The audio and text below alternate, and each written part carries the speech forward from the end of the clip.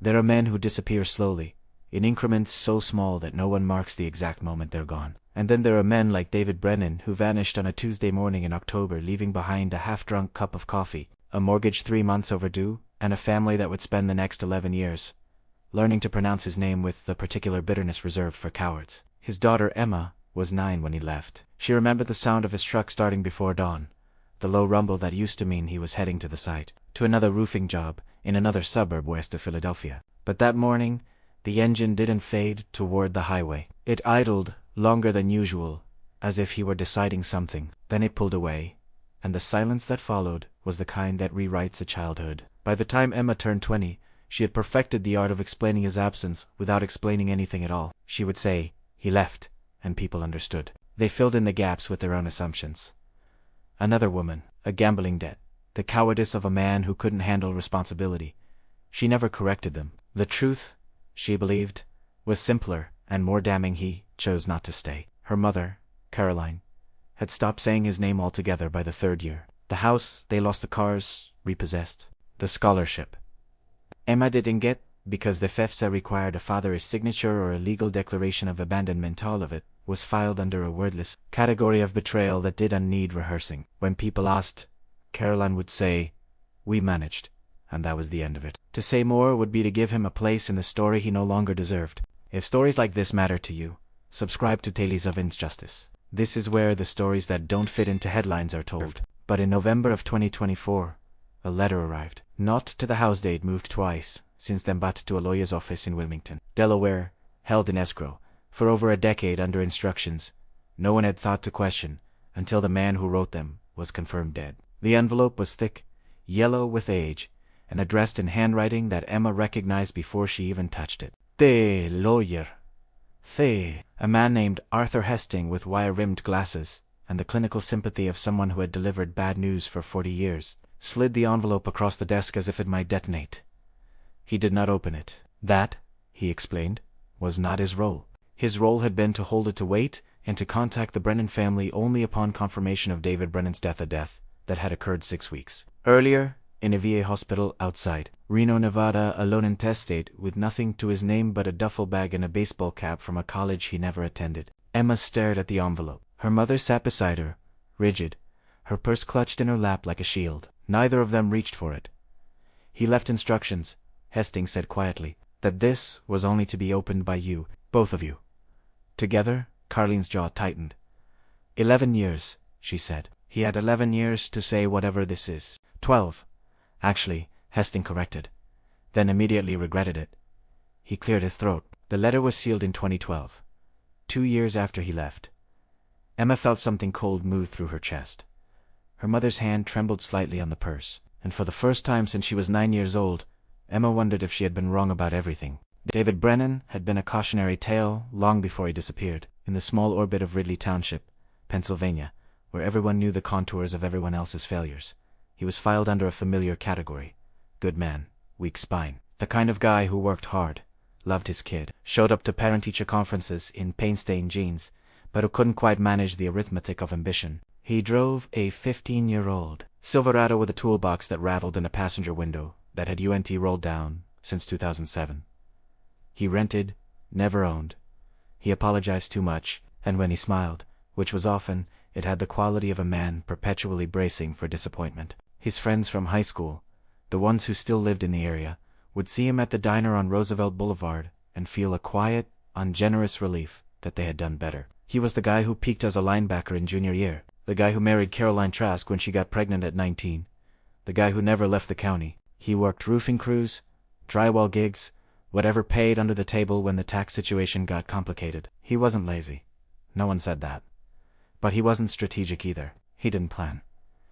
He reacted, and by the time Emma was 7, the reactions were getting slower, the debts deeper, the apologies more frequent. Caroline had loved him once, back when love meant late nights in his truck parked near the reservoir, back when his lack of a plan felt like freedom instead of failure. But love is a poor insulation against winters when the heat gets shut off, against landlords who won't return calls, against the specific exhaustion of being the only adult in a marriage. She worked double shifts as a medical receptionist and came home to find him on the couch, icing a shoulder, watching sports, saying he'd get the oil changed tomorrow, he'd call the bank tomorrow, he'd figure it out tomorrow. Tomorrows piled up like unopened mail.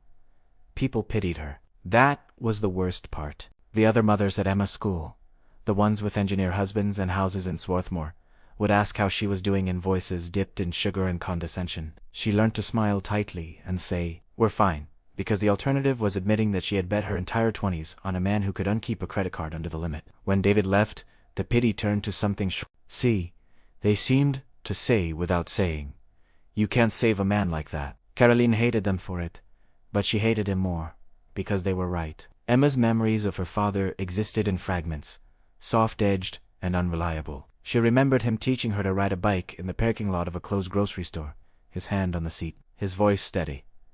I got you, until she didn't need him anymore. She remembered the smell of tar and sweat on his shirts, the way he'd ruffle her hair and call her Keto, the way he'd let her stay up late on Fridays to watch bad action movies, while her mother worked nights. She remembered, too, the arguments. Not the words, but the tone.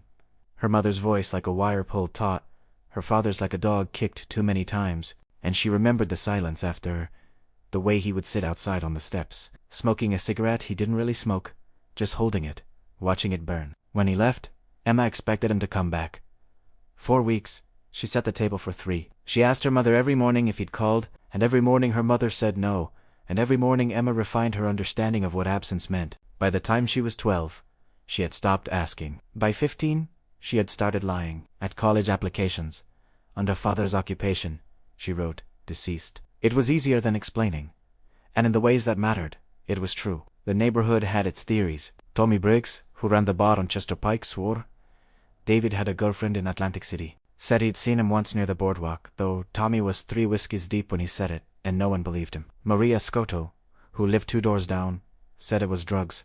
Said she'd seen the signs, though she'd also said that about half the men on the block, and was wrong every time. The prevailing theory, the one that required no evidence, and therefore carried the most weight, was simpler. He couldn't handle it. The bills, the responsibility, the mundane, grinding work of being a husband and father. He was weak, and weak men run. Caroline never defended him. Not once. When people said he'd left them high and dry, she nodded. When they said Emma deserved better, she agreed. When they said he'd probably drunk himself to death in some highway motel, she said nothing, but her silence was assent. She packed his things into garbage bags and left them in the garage. She kept his name on the lease because removing it required paperwork she didn't have the energy for. And when Emma, at 16, asked if they should try to find him, Caroline looked at her daughter with an exhaustion so deep it seemed geological and said, "Why?" Emma had no answer, and so David Brennan became a ghost. Not literally, but in the way that mattered to rest. Not by death, but by he was the man who left. And that was the whole story. And no one, least of all his daughter, expected there to be another chapter. That the year before he left, David Brennan tried to be a better father in ways that made everything worse. He took Emma to the zoo, on a Saturday in March. Just the 2 of them, and spent money they didn't have, on overpriced hot dogs and a stuffed penguin she forgot in the car. He showed up to her 4th grade recital 40 minutes early, and sat in the front row, beaming, while other parents filed in with camcorders and coordinated schedules. He coached her soccer team for 3 weeks, until the league required a background check he never completed. And then he stopped showing up without explanation, leaving Emma to explain to her teammates why her dad wasn't there anymore. Caroline watched these efforts with the wariness of someone who had seen the pattern too many times. David would wake up seized by sudden conviction. This time would be different. This time he'd prove something, and he would overcorrect wildly, showering Emma with attention that felt frantic and performative, until the momentum collapsed under the weight of his own limitations, and he retreated back into himself. It was exhausting to witness. Worse, it was cruel, because Emma didn't see the pattern yet. She only saw her father trying, and she loved him for it. And every time he failed her again, Caroline had to watch her daughter's faith erode a little more. "You can't keep doing this to her," Caroline said one night after Emma had gone to bed. David was at the kitchen table, head in his hands, staring at a pile of past due notices, like they were written in a language he'd never learned. "I'm trying," he said quietly. "Trying isn't enough. It's never been enough." He looked up at her, and the expression on his face was one she'd seen 1,000 times wounded, defensive, and beneath it all, agreement. He knew she was right. That was the tragedy. Always a nail. "What do you want me to do, Caroline?" "I want you to be the man you pretended to be when I met you." It was a low blow, and she knew it, but she was past the point of fairness. They'd been married for 10 years, and she couldn't remember the last time she'd felt like they were on the same side of anything. Money was the constant war, but beneath it was something deeper and more corrosive, the fact that she had built her entire life around the assumption that he would eventually step up, and he never did. He worked, yes. He loved Emma, yes, but he didn't lead. He didn't plan. He didn't carry the weight of their future in any meaningful way. She did. And the resentment of it had calcified into something she could taste. David said nothing. He stood, walked to the back door, and stepped outside. She watched him through the window, standing in the small square of grass they called a yard, his breath visible in the cold. She thought about following him. Se didn't they? Emma, for her part, existed in the gap between her parents' slow-motion collapse. She learned to read her father's moods the way other children learn to read. Whether the quiet, that meant he'd lost another job. The forced cheerfulness, that meant he was pretending everything was fine. The absence, that meant he'd given up pretending. She learned, too, that asking about it made things worse. So she stopped asking. She became a careful child, the kind who didn't need much, who said she was fine when she wasn't, who understood instinctively that her needs were a burden her family could not afford. That there was a night, 2 months before he left, when David came into her room after she'd gone to bed. She wasn't asleep. She was reading under the covers with a flashlight, a library book about a girl who solved mysteries. He sat on the edge of her bed, and the mattress dipped under his weight. "Hey, kiddo," he said softly. "Hey, Dad." He didn't say anything for a long time. She put the book down and looked at him. His face was shadowed, but she could see the tightness in his jaw, the way his hands were clasped together like he was holding something fragile. "You know I love you, right?" he said, finally. "Yeah, Dad. I know. No matter what happens. You know that—" She didn't know why he was saying it, but it scared her. "Is something wrong?" "No," he said quickly. "No. Everything's fine. I wanted you to know." He kissed the top of her head and left. She lay awake for hours afterward, trying to decode what he'd meant, but she was 9, and the language of adult desperation was still foreign to her. Caroline had her own version of that conversation, though hers was uglier. It was late, past midnight, and David had come home from somewhere he wouldn't name. She was at the kitchen table, paying bills, or trying to, and when he walked in, she didn't look up. "We need to talk," he said, "unless you're about to tell me you won the lottery. I don't want to hear it. Caroline, please." There was something in his voice that made her stop. She looked at him. He looked terrible, hollowed out, like he hadn't slept in days. "What did you do?" she asked, and her stomach dropped, even before he answered. "I'm fixing it," he said. "I swear to God, I'm fixing it." "What did you do, David?" "I can't." He stopped, rubbed his face. "I can't explain it right now, but I need you to trust me." She laughed, sharp and bitter. "Trust you? You want me to trust you?" "Just for a little while. I'm going to make this right. You can't even make the rent right." He flinched, but he didn't argue. "I know I've screwed up. I know you have every reason not to believe me. But I'm asking you to. Just this once." She wanted to scream at him. She wanted to throw the stack of bills in his face. Wanted to ask him what possible reason he'd given her to trust him with anything, ever. But she was tired. Bone-tired. And some part of her, the part that still remembered loving him, wanted to believe that he could surprise her. "Fine," she said quietly. "Fix it." He nodded, relief flooding his face. "I will. I promise." He kept that promise. In a way, he did fix it, but the cost of fixing it was himself. And by the time Caroline understood that, he was already gone. The morning he left, there had been no fight, no final argument. Emma had eaten cereal at the table while Caroline packed her lunch. David had stood by the door, keys in hand, wearing the same Carhartt jacket he'd worn for 5 years. He'd looked at them both for a long moment, and Emma thought later that he'd been memorizing them, though at the time she'd just thought he looked sad. "I love you both," he said. Caroline, distracted, had waved without looking up. Emma decided, "Love you too, Dad," through a mouthful of cheer. And then he left, and he never came back. And in the years that followed, Caroline would replay that morning 1,000 times, searching for some sign she'd missed, some clue that would explain why a man would walk out on the only 2 people who ever needed him. She found nothing, just the ordinary debris of an ordinary morning, and the absence that followed. The eviction notice came 4 months after David left. It arrived on a Thursday, taped to the door in a plastic sleeve, and Caroline stood in the doorway reading it 3 times before she understood that the words were real. They had 30 days. The landlord, a man named Victor Castellano, who owned half the rental properties in Ridley Park, had been patient, he said. More than patient, but he had a business to run. 3 months of back rent, plus late fees, totaled more than Caroline made in 2 months, and there was no negotiating with math. She called the number on the notice. Victor answered on the second ring, his voice professionally sympathetic in the way of men who have evicted people before and will evict people again. I just need a little more time. Caroline sighed, hating the pleading in her voice. Mrs. Brennan, we've been through this. I gave you an extension in November. I waived the late fees in December. I can't keep doing this. My husband, she stopped. She didn't know how to finish that sentence. My husband left. My husband abandoned us. My husband is a coward who ruined our lives. I know the situation, Victor said.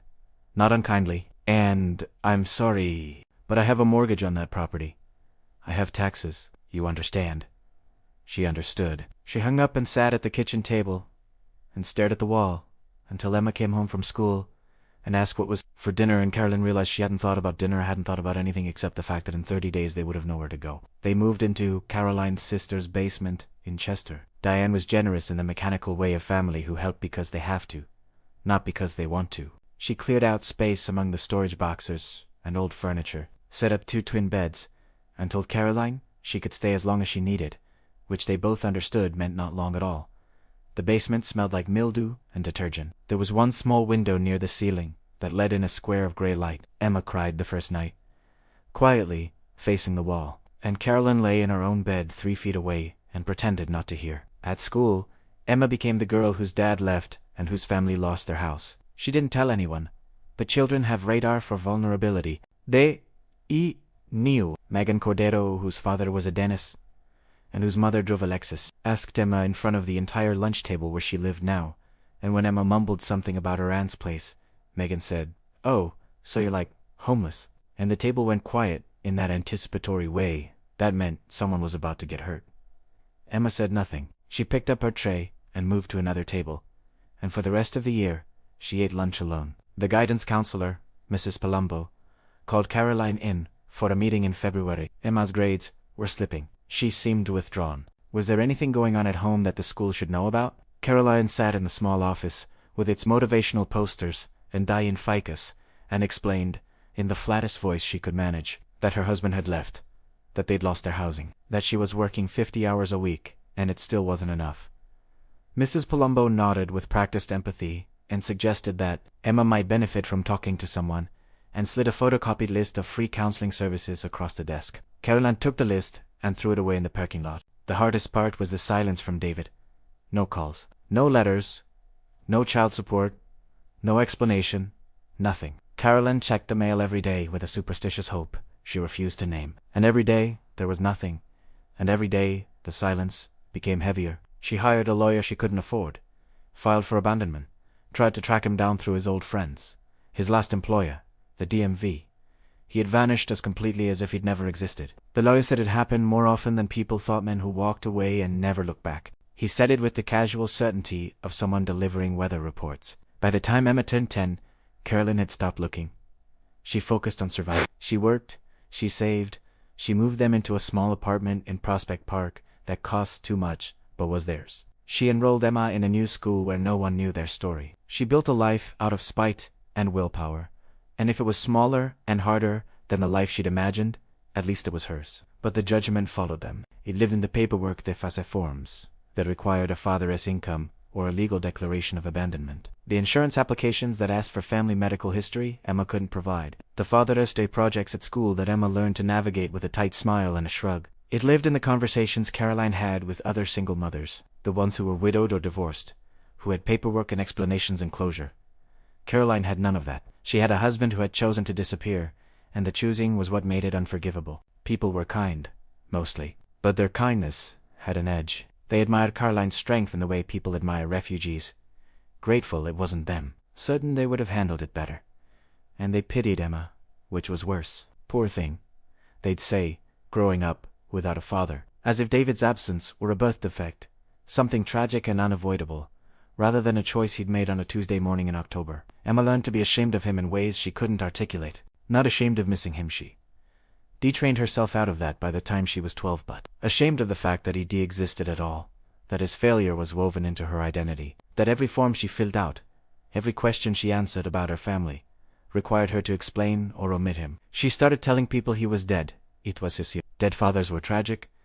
Absent fathers were embarrassing. By the time she was 16, she barely remembered what he looked like. She had one photo, a creased snapshot from a birthday party where he was holding her on his shoulders. Both of them laughing. She kept it in a shoebox under her bed, and sometimes late at night she would take it out and stare at it and try to remember what it felt like to be that girl, the one who believed her father would never let her fall. But the memory was like something seen through foggy glassed air, but unreachable. Caroline never spoke of him. If someone mentioned his name, she would change the subject with the efficiency of someone closing a door. She had loved him once, in the uncomplicated way you love someone, before you know who they really are, but that love had curdled into something else. Not hate, which would have required energy, but a kind of cold administrative disappointment. He had failed the basic test of manhood, which was to stay, and there was no coming back from that. The injustice of it was not that he left. People left all the time, for all kinds of reasons, and life went on. The injustice was that he left them to carry the weight of his choice,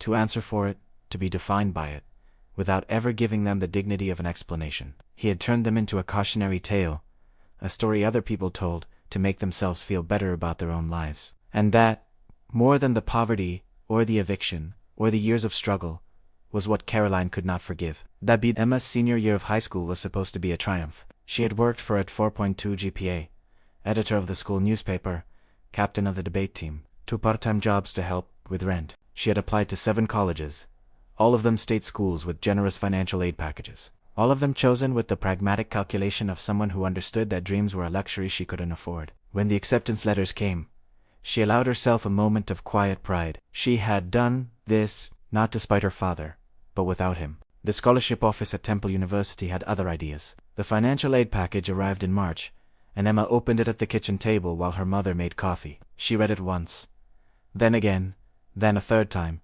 waiting for the numbers to change. They didn't.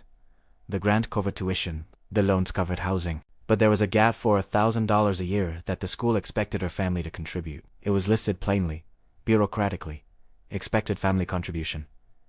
"What does it say?" Caroline asked, not looking up from the stove. "I got in," Emma said. "Full ride, basically. Except," Caroline turned. "Except what?" "They want $4,000 a year from us. They calculated it based on Dad's last known income, from 2010. The silence that followed was the kind that bends air. Caroline set down the coffee pot with a control that suggested she wanted very badly to throw it. "He hasn't contributed a dime in 8 years. Caroline sighed, her voice flat. "They know that, right?" "I told them. I sent them the abandonment paperwork. They said it doesn't matter. They use a formula. Unless he's legally declared dead or we have a court order terminating his parental rights, they count his income." "What income?" "He doesn't have an income. He doesn't exist." Emma said nothing. They both knew it didn't matter. The federal government, in its vast indifference, had decided that David Brennan was financially responsible for his daughter's education, and the fact that he had disappeared into the continental United States without a trace was not their problem. Caroline sat down heavily.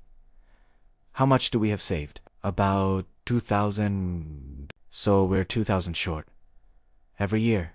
Emma nodded. She had already done the math. $2,000 might as well have been 200,000. Her mother was already working 50-hour weeks. Emma was already working 20 hours between 2 jobs. There was no more to give. "I can take a year off," Emma said quietly. "Work full-time. Save up." "No. Mom, no." Caroline's voice was steel. "You're going to college. You're going in the fall. We'll figure it out."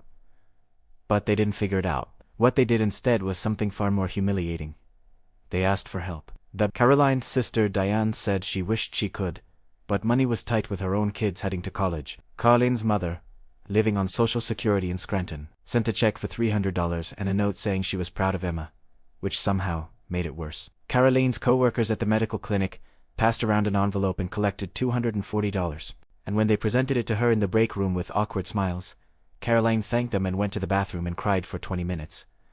Emma started a GoFundMe. She hated herself for it, hated the performative vulnerability of it, the way she had to package her father's abandonment into digestible chunks for strangers on the internet. She wrote and rewrote the description a dozen times, trying to find the balance between honest and pathetic. In the end, she kept it simple. "My name is Emma Brennan. My father left when I was 9. I got into Temple University, but I'm $2,000 short. Anything helps. It raised $600 in 3 weeks. Mostly from people she didn't know.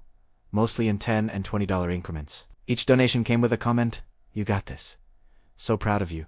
Don't give up." And Emma read each one and felt the particular shame of being someone other people felt sorry for. The worst part came in May, at the senior awards ceremony. Emma won the principal's scholarship, a $1,000 award given to the student who had overcome the most adversity. She walked across the stage to polite applause, shook the principal's hand, and smiled for the photo, and the entire time she felt like she was on display in a zoo. Look at the girl whose father abandoned her. Look at how well she's doing despite it. Isn't it inspiring? Afterward, Mrs. Henderson, the calculus teacher who had written one of Emma's recommendation letters, pulled her aside. "I'm so proud of you," she said, gripping Emma's shoulders. "Your father would be proud too." Emma stared at her. "My father doesn't know I exist." Mrs. Henderson blinked, her smile faltering. "I just meant if he could see you now. He can't. He doesn't want to. That's the whole point." She walked away before Mrs. Henderson could respond, and spent the rest of the reception in the parking lot, sitting on the curb watching families take photos and feeling the acidic burn of knowing that her success story was really a tragedy that people had decided to reframe as inspiration. Caroline, for her part, carried her own humiliations in silence. She worked extra shifts to close the gap Emma's fundraising hadn't covered. She sold the car David had left behind, a decade-old Silverado that barely ran, to a mechanic for $800. She took out a loan against her 401k, signing paperwork that told her in clear terms that she was stealing from her own retirement, that she would likely never recover financially, that this was a terrible idea. She signed it anyway, and every night she lay in bed and imagined David somewhere out there, alive and free and unburdened by the consequences of his choices, and she hated him with a purity that felt almost cleansing. The final humiliation came in August, a week before Emma was supposed to leave for college. Carolyn received a letter from a collection agency regarding medical debt David had incurred in 2009, before they left. The hospital had finally sold the debt, and the agency was now pursuing her as his spouse. The amount? $7,000. Caroline called the agency. She explained that her husband had abandoned them 8 years ago, that she had no contact information, no forwarding address, nothing. The woman on the phone was sympathetic, but firm. Pennsylvania was not a community property state, but spousal debt could still be pursued under certain conditions, and unless Caroline could provide proof of legal separation or divorce, she was potentially liable. "I don't have $7,000. Caroline sighed. "We can set up a payment plan," the woman offered. Caroline hung up. She sat at the kitchen table with the letter in front of her, and for the first time in 8 years, she allowed herself to imagine what she would say to David if she ever saw him again. Not the anger, not the accusations she'd exhausted those years ago. What she wanted to say was simpler and more devastating. "You weren't worth this. The pain you caused wasn't worth whatever reason you had for leaving. We would have forgiven anything except your silence." But David wasn't there to hear it. He was gone, as he'd always been gone, and Caroline and Emma were left to carry the weight of a debt that wasn't theirs, in a system that did uncare about fairness or context or the specific ways a man's cowardice could echo through the lives of the people he'd left behind. Emma left for Tempo in late August. Caroline helped him move into the dorm, a cinder-block room she'd share with a girl from Ohio whose father carried all her boxers and whose mother cried happy tears and took 1,000 pictures. Caroline stayed for an hour, helped Emma make the bed, gave her an awkward hug, and drove home alone. That night, Emma lay in her narrow dorm bed and listened to her roommate talk on the phone with her parents, laughing, making plans for parents' weekend, and Emma felt the final, quiet break of something she'd been holding together for years. She had made it. She had survived. But the cost of survival was the knowledge that she had done it alone, and that her father, wherever he was, had never cared enough to stay and watch. That the call came on a Tuesday in November, 14 years after David Brennan had driven away in a truck that no longer existed. Emma was 23, working as a junior copywriter at a marketing firm in Philadelphia, living in a studio apartment in Fishtown that cost too much, but had good light. She had learned to build a life in the margins of her father's absence, not surrounded. Not in spite of it, but in the careful geometry of simply not thinking about it. He was a fact she had filed away, like her blood type or her social security number. Relevant in certain contexts, ignorable in most. The voicemail was from a law office in Wilmington. A man named Arthur Hastings, speaking in the measured cadence of someone who delivered sensitive information for a living. He asked her to call back at her earliest convenience regarding the estate of David Michael Brennan. He did not say David was dead. He did not say anything that would require Emma to feel something she wasn't prepared to feel. He simply left a number and a case reference and hung up. Emma listened to the message 3 times in the break room at work, her coffee going cold in her hand. Estate. The word felt wrong, too formal, too substantial for a man who had owned nothing and left less. She called her mother. "Did you get a call from a lawyer in Delaware?" Emma asked it. There was a pause on the other end of the line. The sound of Caroline processing, recalibrating. "Yes," she said finally. "This morning." I didn't answer. "He said it's about Dad's estate. Your father didn't have an estate. He didn't have a bank account." "I know." Another pause. "Are you going to call back?" Emma didn't know. The idea of engaging with anything related to her father felt like opening a door she'd spent years learning to keep closed. But there was something in the lawyer's voice, a carefulness, that suggested this wasn't routine. "I think we should," Emma said. They met with Arthur Hesting on a Friday afternoon in his office on Market Street, a narrow building wedged between a bail bondsman and a tax preparation service. The office was small, overfurnished, the kind of place that suggested a solo practitioner handling estates and divorces, and the machinery of people's lives falling apart. Hesting was in his late 60s, grey-haired, with wire-rimmed glasses, and the patient, slightly mournful demeanor of a hospice chaplain. He stood when they entered, shook their hands, offered condolences that neither Emma nor Caroline acknowledged. They sat. Hesting sat. He folded his hands on the desk and looked at them with an expression that was hard to read. Not quite sympathy, not quite discomfort.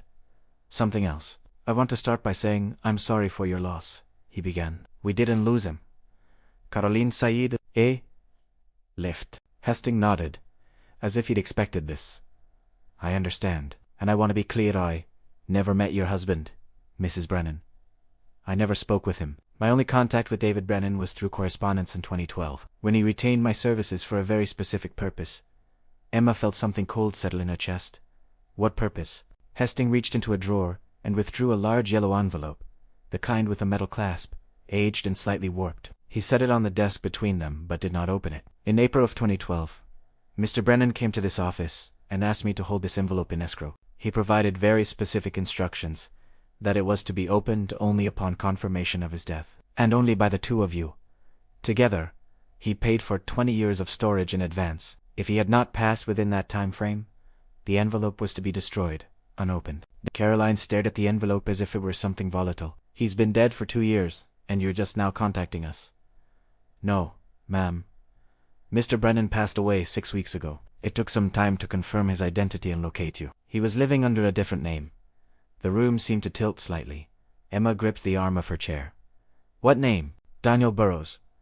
He'd been using it for at least a decade. He died in a VA hospital in Reno, Nevada. Liver failure. He had no identification on him, except the hospital bracelet and a veteran S-card, under the Burrows name. It was only through a fingerprint match he'd been arrested once in 2015 for a minor offense. We were able to confirm his real identity." Caroline's face had gone pale. "He was a veteran." "Yes. Army, enlisted in 2011. Discharged in 2014. Medical," Emma did the math. 2011. That was a year after he left. He'd joined the military at 41 years old. It seemed impossible, absurd, but then, everything about this seemed impossible. "Why?" Emma asked, her voice barely above a whisper. "Why would he do that?" Hesting glanced at the envelope. "I don't know. I can only tell you what he told me when he brought this in. He said that everything you needed to understand was in here. He said he knew you'd hate him. He said he deserved it. But he wanted you to know the truth, even if it came too late to matter." Caroline's hands were trembling in her lap. "I don't want to read it, Mom. I don't." Her voice cracked. "I spent 14 years not knowing." "I'm fine not knowing." Hesting said nothing. He understood, Emma thought, that this was not his decision to make. He had delivered the message. The rest was theirs to carry. Emma looked at her mother, at the rigid set of her shoulders, the way her jaw was clenched against some invisible weight. Then she looked at the envelope. It was thick, bulging slightly, the paper yellowed with age. Her father's handwriting was on the front, block letters in blue ink, "For Caroline and Emma. Opened only after I'm gone." She had not seen his handwriting in 14 years. She had forgotten he had handwriting, that he'd been a person who wrote things down, who put pen to paper. The sight of it cramped, uncertain, slanting slightly to the right made something crack open in her chest. "I need to know," Emma said quietly. Caroline closed her eyes. Emma, I need to know why. There was a long silence. Hastings sat very still, his hands still folded on the desk, giving them space. Outside, a siren passed, faint and receding. Caroline took a breath that sounded like it hurt. Fine, she said finally. Open it. Hastings slid the envelope across the desk. Emma picked it up. It was heavier than she expected, dense with paper. She could feel the metal clasp, the slight give of the contents inside. Her hands were shaking. She opened the clasp. Inside was a single letter, handwritten, maybe 10 pages, folded carefully. And beneath it, a stack of documents, photocopies, forms, receipts, something official looking with a seal. She pulled out the letter first. The handwriting was the same as on the envelope, but messier, as if written in a hurry or under great strain. The first line read, I know you won't forgive me. I'm not asking you to. I'm only asking you to understand. Emma looked up at her mother. Caroline's face was unreadable, carved from stone. Emma looked back down at the letter, and for the first time in 14 years, she allowed herself to wonder if everything she believed about her father might be wrong. She began to read. Emma read the first page in silence, her eyes moving over the words without fully absorbing them. Then she went back and read it again, slower this time, and the room seemed to grow smaller around her. Read it out loud, Caroline said suddenly. Her voice was tight, controlled. If we're doing this, I want to hear it. Emma nodded. She cleared her throat. Her voice came out thin and unfamiliar. I know you won't forgive me. I'm not asking you to. I'm only asking you to understand. By the time you read this, I'll be gone. And maybe that's exactly what I deserve. I've thought about this letter every day, for years, what to say, how to say it, whether saying anything at all would make it better or worse. In the end, I decided that you deserve the truth, even if the truth is ugly, especially if it's ugly. Emma paused. Her hands were shaking. She glanced at her mother. Caroline's face was pale, her lips pressed into a thin line. Keep going, Caroline said. Emma turned the page. I need to start in March of 2010, 3 months before I left. That's when Jimmy Castellano came to the house. You remember Jimmy? We grew up together. Played ball in high school, lost touch after graduation. He showed up at the door one night after he had gone to bed. Caroline, he looked bad, strung out, desperate. He said he needed help. He said he'd gotten mixed up with some people in Chester, guys running a credit card fraud operation out of a body shop on 9th Street. He'd been doing pickups for them, running cards, stupid stuff he thought was but he'd gotten sloppy. He'd used his real name on a hotel registry when he was supposed to use a fake one, and now the feds were looking at him. Emma stopped. She looked up at Hastings. Did you know about this? No, Hastings said quietly. I only know what's in the letter. Keep reading. Emma's throat felt dry. She continued. Jimmy was panicking. He said the feds were building a RICO case, and he was going to get swept up in it. He said he had a wife, 2 kids, and if he went down, they'd have nothing. He begged me to help him. En primera, Saeed, no. I told him I had my own family to think about, my own problems. I told him to get a lawyer, to cooperate, to do whatever he had to do. And then I shut the door on him. Caroline's hands had gone very still in her lap. Emma could see the tension in her shoulders, the way she was barely breathing. 2 weeks later, Jimmy got arrested. And a week after that, 2 detectives showed up at the roofing site where I was working. They pulled me aside and said they wanted to ask me some questions about James Coast. I told them I didn't know anything. They said that was interesting, because Jimmy's phone records showed 6 calls to my number in the month before his arrest.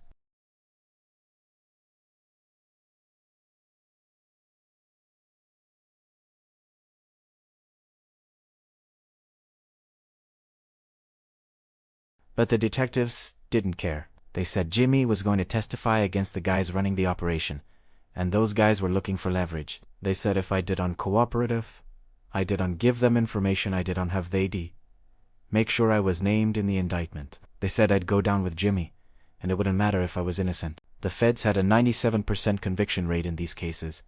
They had my phone records. They had the coincidental cash deposit. They could build a narrative that would put me away for 10 years. Emma stopped. The room was silent, except for the faint hum of the heating vent. Hastings sat motionless. Caroline's eyes were closed. Mom, Emma said softly, keep reading. Emma turned to the page, her hands trembling. I hired a lawyer with money we didn't have. He looked at the evidence and told me the truth. I was screwed. He said the best case scenario was that I'd spend 2 years fighting charges that would bankrupt us, destroy our credit, and probably end with a plea deal anyway. Worst case, I'd go to prison, and you'd be left with nothing, no income, no house, no future. And Emma Gadwa would grow up visiting her father in a federal prison, carrying that stigma for the rest of her life. Emma's voice broke on her own name. She wiped her eyes quickly and forced herself to continue. The lawyer said there was one option. If I disappeared, if I walked away from my life, completely, the feds would lose interest. I wasn't the target. I was collateral. If Primera Vanisset, they'd focus on the real players and leave me alone. But it had to be complete. No contact, no paper trail, nothing that could connect me back to you. He said it was the only way to protect you both from what was coming. Carolyn made a sound, half gasp, half sob. Emma looked up. Her mother's face was in her hands. Mom, do you want me to stop? No. Caroline's voice was muffled, thick. Don't stop.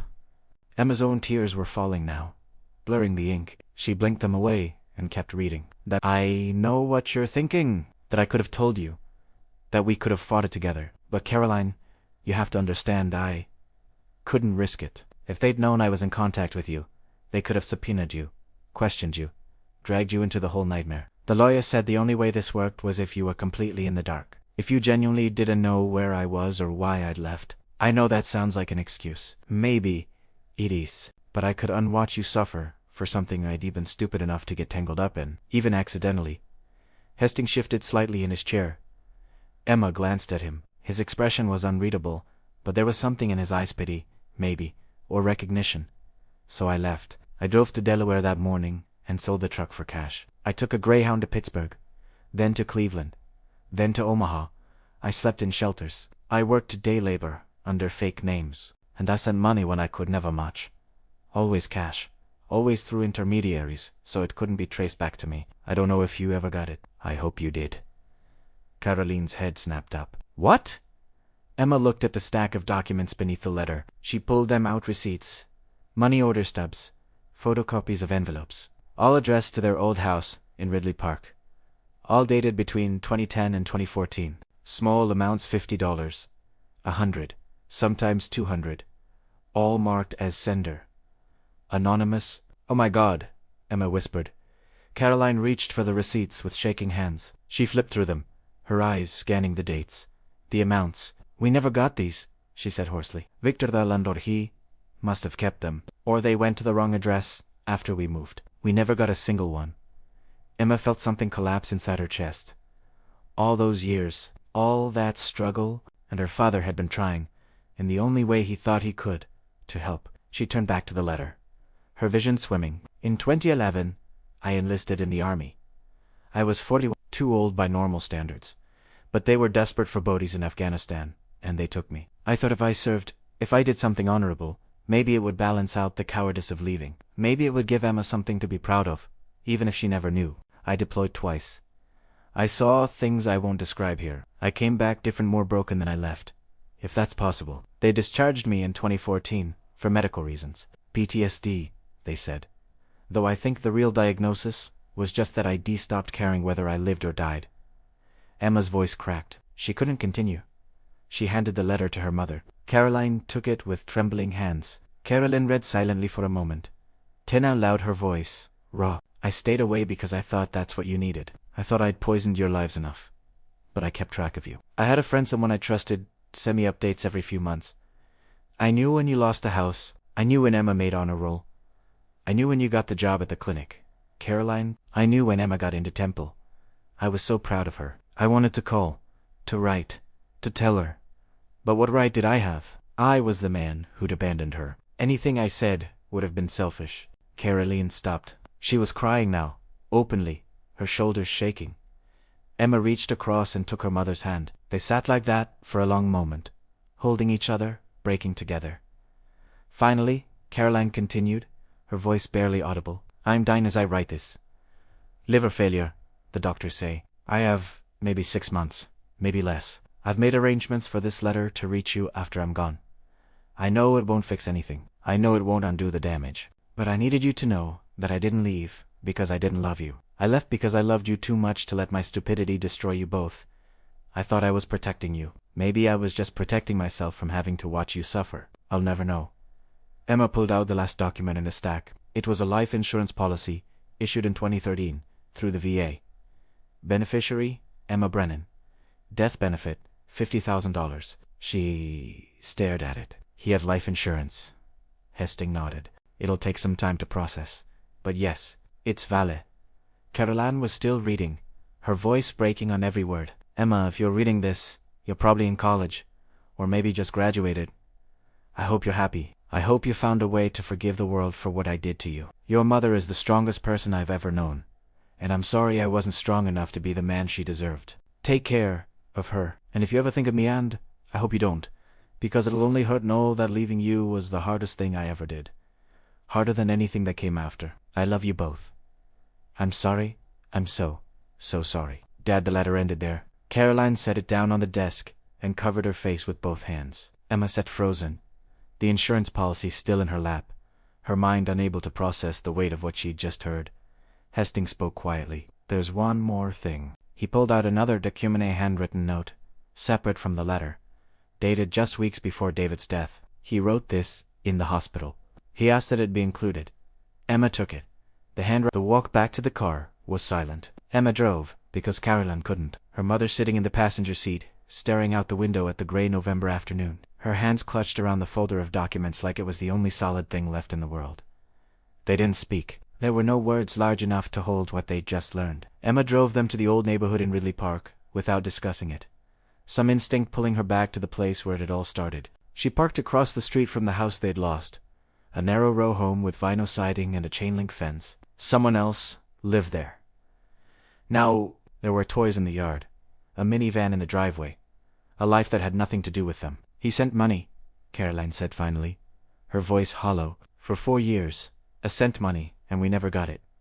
Emma nodded. She was thinking about Victor Castellano, the landlord who had evicted them, who had claimed patience and sympathy while keeping envelopes full of cash that weren't his. She wondered if he'd known who they were from. She wondered if he'd cared. We could have stayed, Caroline continued, almost to herself. If we'd gotten that money, we could have kept the house. Emma, you could have. Her voice broke. You could have stayed in your school, with your friends. You wouldn't have had to. Mom, don't. We lost everything because of money he was sending us. Money that never... She stopped, pressing her palms against her eyes. I hate this. I hate that I spent 14 years hating him and he was trying. Emma reached over and took her mother's hand. You didn't know. That's the problem. He made sure I didn't know. Caroline pulled her hand away. Not in anger, but in something more complicated. He made that choice for us. He decided what we could handle, what we deserved to know. He played God with our lives and called it protection. He was trying to keep us safe. From what, Emma? From standing by him? From fighting together? He didn't give us that choice. Carlene's voice was rising now, the shock giving way to something raw. He let us believe he was a coward. He let you grow up ashamed of him. He let me tell everyone he abandoned us. Do you know what that does to a person? To carry that story for 14 years? And now I find out it was a lie. And I'm supposed to what? Be grateful.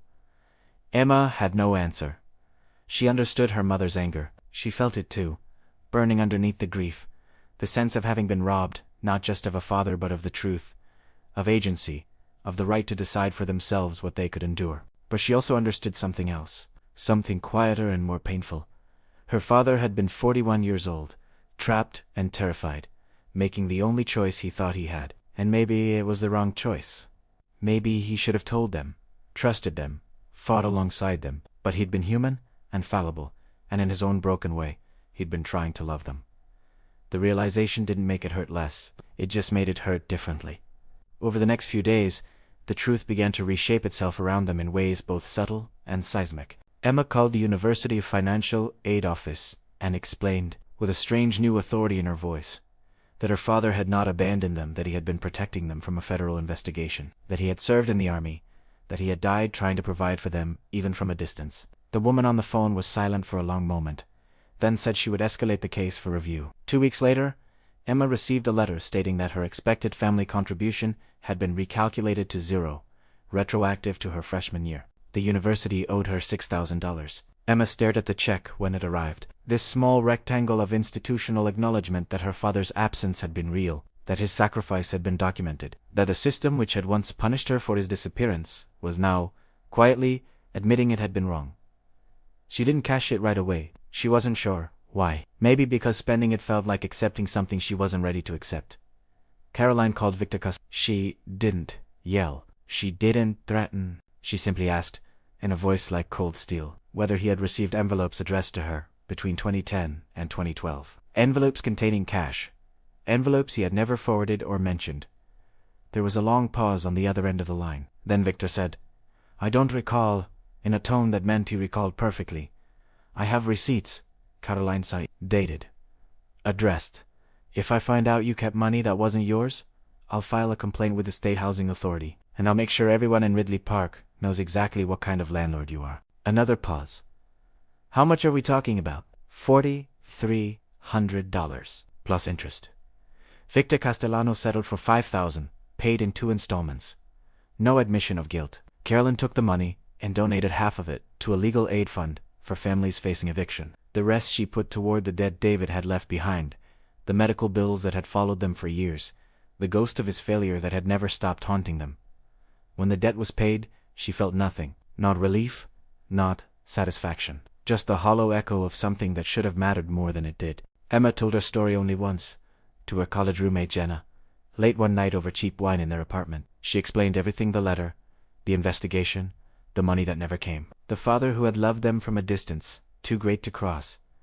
When she finished, Jenna was quiet for a long time. "That's the saddest thing I've ever heard," Jenna said finally. "I know. Are you okay?"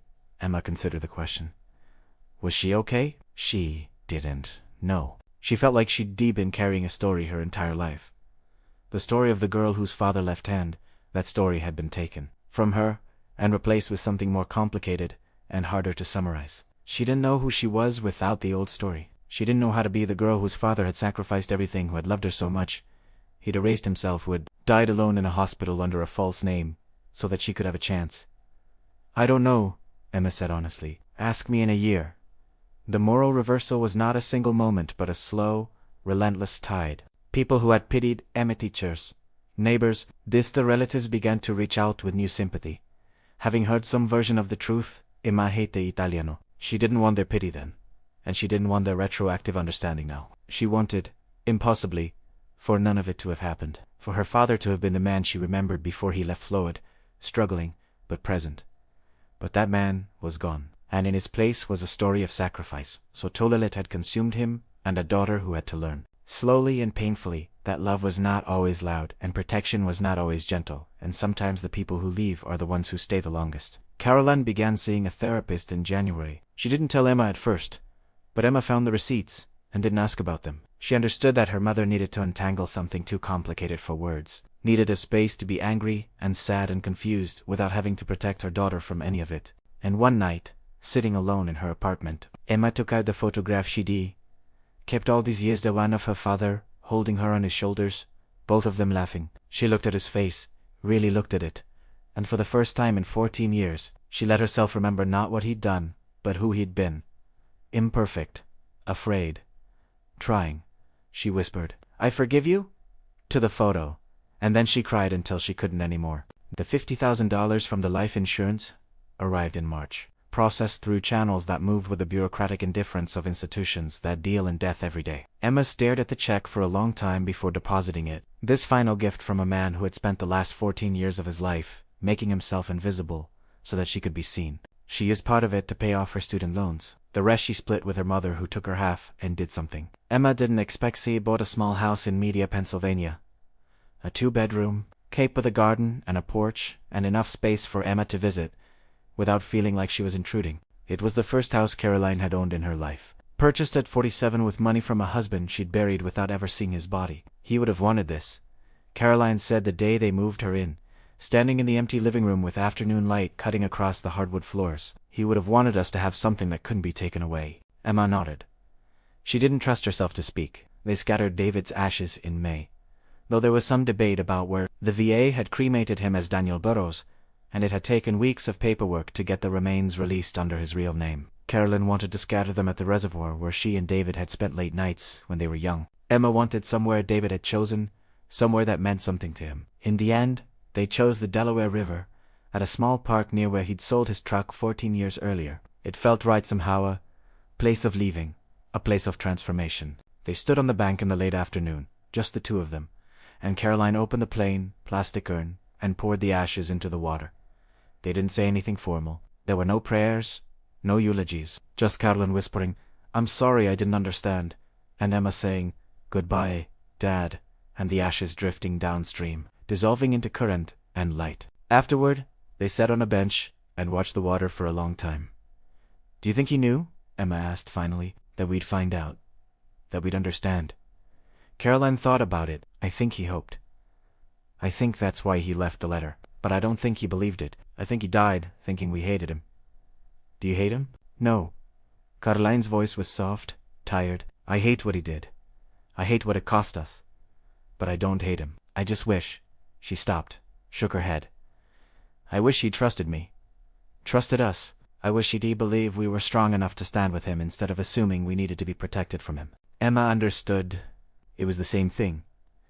She'd been circling for months the idea that her father's greatest act of love had also been an act of profound distrust. He had loved them enough to disappear, but he hadn't loved them enough to let them choose. And that contradiction would live in her forever, unresolved and "Maybe he did the best he could," Emma said. "Maybe?"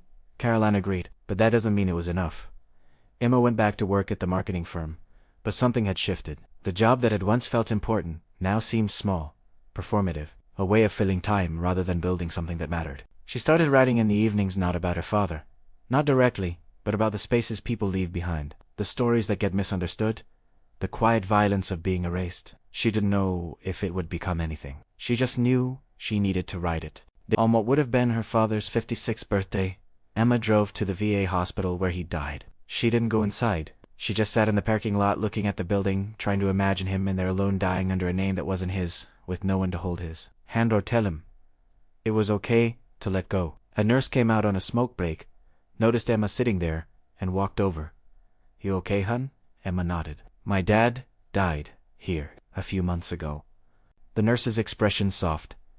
"I'm sorry. Was he a patient on the hospice wing?" "I don't know, maybe. His name was David Brennan, or he might have been using Daniel Burroughs." The nurse thought for a moment, then her eyes widened slightly. "Danny. Big guy, quiet, always wore a Phillies cap." Emma's throat tightened. "Yeah, that sounds like him. He was on my floor. I sat with him the night he passed." The nurse's voice was gentle. "He wasn't alone, if that's what you're worried about. I was there. He was peaceful." At the end, Emma felt something break loose in her chest. "Did he say anything?" The nurse hesitated. "He talked about his daughter. Saeed Name Emma.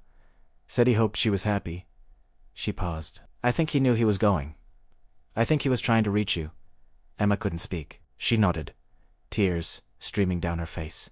The nurse squeezed her shoulder, said, "Take care of yourself, hon," and went back inside. Emma sat in the parking lot until the sun set, crying for the father she had lost twice, once when he left, and again when she understood why. By the time autumn came again, a full year after the letter had arrived, Emma had started to build something new, not a replacement for what had been lost, but an accommodation of it. She visited her mother every Sunday. They cooked dinner together, talked about small things, work, weather, the neighbor's dog, and sometimes, without planning it, they talked about David, not with anger anymore, but with the complicated tenderness of people trying to hold space for someone who had been both deeply flawed and deeply loved. Caroline framed one of the receipts, a money order stub from 2011, $50 sent to an address. They no longer lived at 10, hung it in the hallway of her new house. Emma asked her why. "Because he tried." Caroline said simply. "It didn't work. It wasn't enough. But he tried." Emma understood. She kept the letter in a drawer in her apartment, along with a photograph and the note from the hospital. She didn't read it often, but knowing it was there, knowing the truth was there, documented and real, made the weight easier to carry. And sometimes, late at night, she would take out the photograph and look at her father's face and think about the man he'd been, not the hero, not the villain, but the human caught between impossible choices, doing his best with tools that were never adequate, loving in the only way he knew how. She thought about the letter he'd written, the words he'd chosen, the truth he'd held for 12 years before releasing it into the world. She thought about the silence he'd maintained, the discipline it must have taken to stay away, to watch from a distance, to die alone rather than risk bringing danger back to the people he loved. And she thought about justice, not the kind delivered by courts or systems, but the kind that lived in understanding, in the slow recalibration of a story once you knew the whole of it. Her father had been wrong about many things. He had underestimated them, robbed them of choice, left scars that would never fully heal, but he had also loved them with a ferocity that had consumed his entire life. And in the end, maybe that was the only truth that mattered. Emma didn't forgive him every day. Some days the anger returned, sharp and fresh. But on the good days she could hold all of it at once, the love and the loss, the sacrifice and the silence, the man who left and the man who stayed, in his own impossible way until the very end. She was 24 years old. She had her whole life ahead of her, and she carried her father with her, not as a wound, but as a story she was still learning to tell. On the anniversary of his death, Emma wrote him a letter. She didn't mail it anywhere. There was nowhere to send it. But she wrote it anyway, by hand, on paper, in the same careful block letters he'd used. Dear Dad, I got your letter. I understand now. I don't know if I'll ever fully forgive you for leaving, but I understand why you did. I wish you'd trusted us to be strong enough. I wish you'd let us stand with you. But I know you thought you were doing the right thing, and maybe you were. Maybe there was no right thing. Mom is okay. She has a house now. You'd like it? It has a garden. I'm okay too. I'm figuring things out. I think about you sometimes, and it doesn't always hurt anymore. Sometimes it just feels like missing someone, which is different. I wish I'd known you were a soldier. I wish I'd known you kept trying. I wish a lot of things, but mostly I wish you'd known, before you died, that we would have loved you anyway. Even if you'd stayed and everything had fallen apart, we would have loved you. Thank you for the life insurance. Thank you for trying. Thank you for loving us enough to break your own heart. I hope you're at peace now. Emma, she folded the letter carefully and placed it in the drawer with the others. This correspondence with a ghost. This archive of a love that had never stopped, even when it looked like abandonment. Outside, the leaves were turning. The city moved on, indifferent and alive. And Emma Brennan, daughter of a man who had vanished to save her, stepped out into the autumn air and kept walking, carrying her father's silence like a lantern in the dark. This was Tales of Injustice. Thank you for staying with the story.